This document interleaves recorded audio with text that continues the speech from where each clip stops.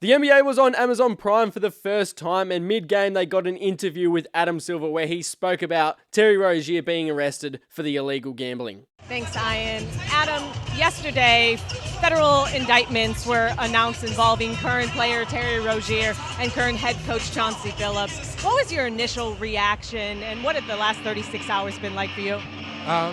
My initial reaction was I was deeply disturbed.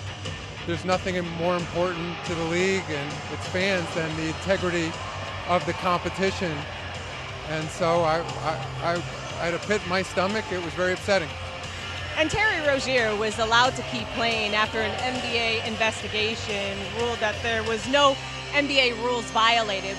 What do you make of that decision now amid the FBI's allegations against him?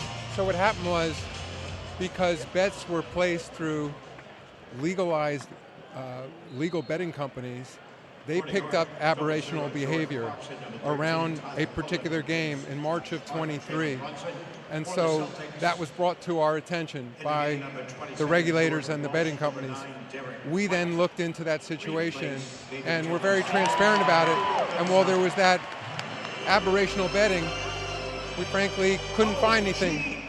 Terry at the time cooperated. He gave the league office his phone.